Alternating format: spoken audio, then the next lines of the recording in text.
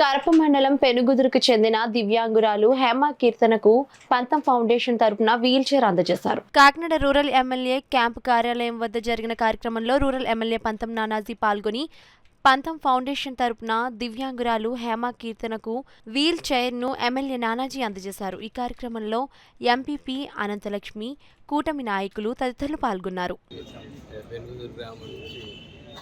పూర్తిగా ప్యారలైజ్డ్ అయిన పొజిషన్, కదలేని పరిస్థితి, అయితే వీల్ చైర్ మీద లేకపోతే మంచం మీద వెళ్ళే పరిస్థితి ఉన్నది. కాబట్టి ఆవిడకి పంతం ఫౌండేషన్స్ నుంచి ఇవాళ వీల్ చైర్ ఇవ్వడం జరుగుతుంది.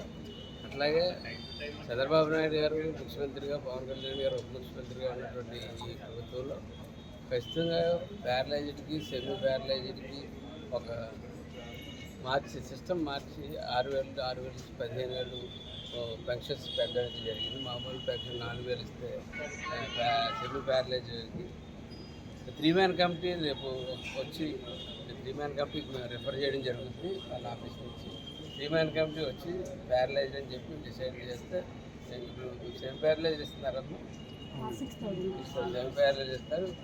ప్యారలైజ్డ్ దానికి రికమెండ్ చేయడం జరుగుతుంది. ఆ 3-man కమిటీ డాక్టర్ వచ్చి దాన్ని నిర్ధారణ చేసిన తర్వాత ప్యారలైజ్డ్ పెన్షన్ ఇస్తే ఆ అమ్మాయి వరకు తన భాషలకి తనకి భారం కాకుండా పేద కుటుంబం కాబట్టి భారం కాకుండా ఉండడానికి ప్రయత్నం చేస్తారు.